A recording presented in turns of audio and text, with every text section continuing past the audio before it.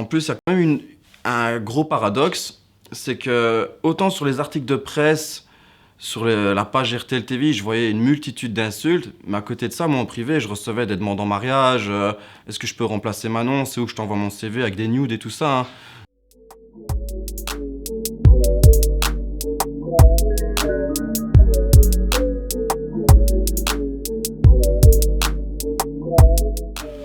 Je dirais que mon parcours amoureux il était très simpliste. J'ai rarement eu de relations sérieuses, peut-être une ou deux, qui s'est même pas vraiment développée par la suite.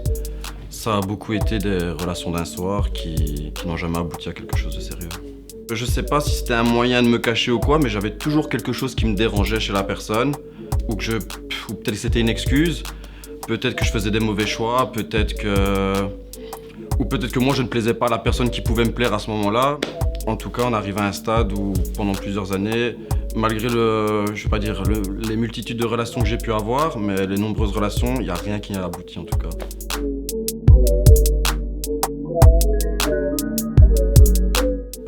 À la base, j'ai pas choisi vraiment l'émission. C'est une amie à moi qui m'a inscrit. Donc un jour, j'étais à la salle de sport, je reçois un appel. Coucou, ici Sophie de Marie au premier regard. Moi, au début, quand j'ai vu Bruxelles sur mon téléphone, je croyais que c'était les contributions.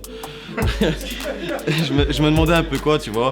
Donc je me suis dit, allez, pourquoi pas, parce que j'adhérais quand même le concept. Et je me suis dit que de toute façon, après, ça faisait presque 4 ans, même un peu plus de 4 ans que j'étais célibataire. Je me suis dit, pourquoi pas mettre une corde en plus à mon arc. Je me suis toujours dit, si cette personne s'inscrit en même temps que moi, on est censé être là pour les mêmes raisons. Donc en principe, on était censé partir sur une base assez solide.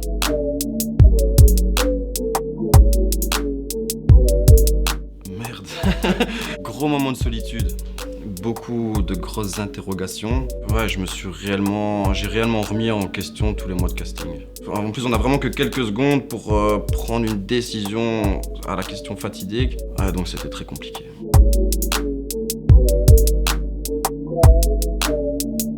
Je prends pas toujours les meilleures décisions en quelques secondes. Parce qu'en fait, on est dans une expérience qui dure plusieurs mois avant le jour J. Donc on n'a pas envie de s'arrêter à mi-chemin. En plus de ça, il faut savoir que mes invités, mes amis, ma grand-mère étaient tous déjà à la salle de cérémonie qui est à plusieurs heures de route. Voilà, c'est l'envie d'aller jusqu'au bout, de pas s'arrêter, de pas décevoir une jeune femme qui est en face de moi, qui m'a fait croire dans ses yeux qui était emballé entre guillemets. Ouais non, c'est très compliqué de dire non.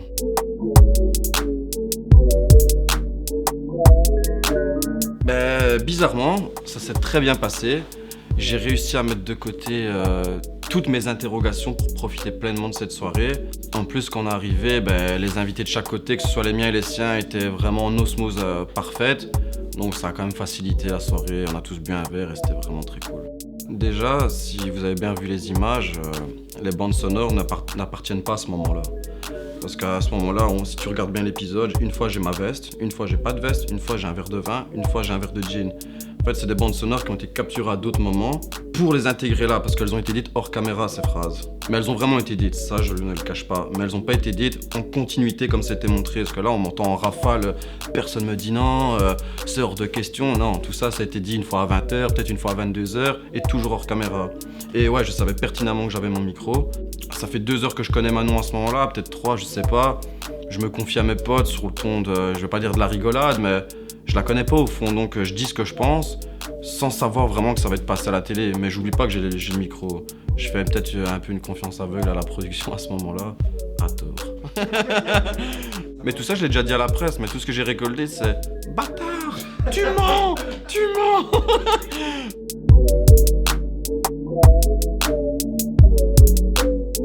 D'être un goujat.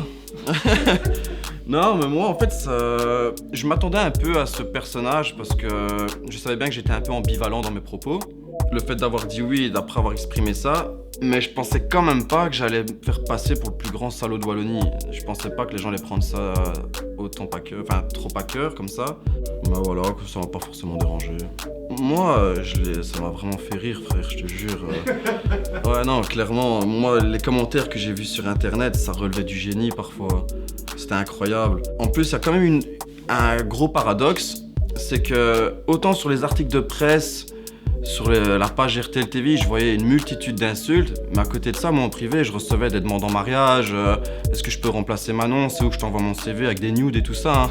Donc je me suis dit, ouais, le monde il est fou quand même, c'est un gros carnage. Ouais, c'est ouf. Et après, il y a aussi des gens qui ont compris mon point de vue. Ouais, j'ai eu un peu de tout, mais en privé, moi j'ai pas eu d'insultes, hein. Rien comparé à ce que j'ai pu lire sur les articles de presse.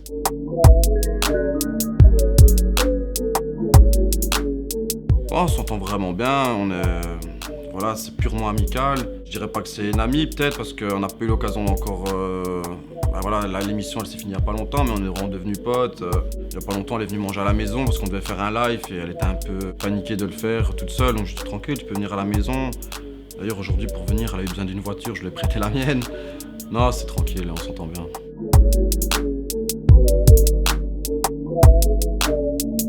Déjà, ça m'a confirmé que je ne pouvais pas faire semblant. Quand ça me plaît pas, t'as beau te dire avant l'émission, parce que tu te fais tous les scénarios possibles.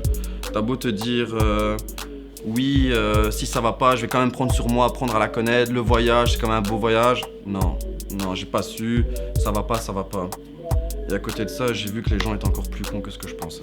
Quand je prends la décision de ne pas partir, c'est compliqué parce que Manon m'avait fait part qu'elle était jamais partie en voyage, donc je me dis, punaise, encore une déception pour elle, donc je me sens pas très bien. Puis au moment qu'on prend cette décision, qu'on nous ramène à la maison, bah là t'en as un peu sur le cœur, tu vois, tu te dis, punaise, c'est maintenant que ça s'arrête.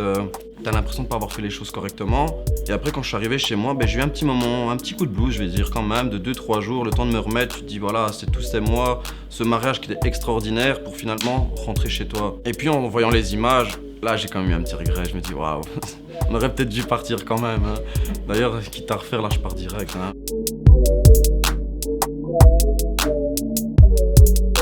Comme j'ai déjà dit, moi j'ai pas de critères physiques prédéfinis en fait. C'est dans le sens que tu peux être blonde, noirette, brune, rose. C'est vraiment au feeling de ce qui se dégage. C'est soit j'ai le coup de cœur, soit je ne l'ai pas. Maintenant, si je dois parler du caractère, moi j'aime bien les filles un peu, je dirais pas simplistes, mais un peu plus douces, un peu plus, un peu à l'antipode de mon comportement à moi, dans le sens que comme moins plus, c'est correct, tu vois. Si j'ai une fille peut-être trop extravertie, ou trop impulsive comme moi, ça pourrait peut-être trop vite péter. Ça pourrait peut-être matcher sur le court terme, mais pas sur le long terme. Je pense que j'ai besoin vraiment du contraire. Une fille douce pour me canaliser, qui me brosse dans le sens du poil.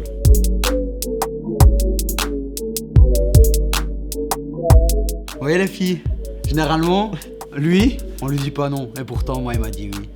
Ouais, mais toi, t'avais le minimum syndical, toi. Un petit peu, ça va. What the fuck?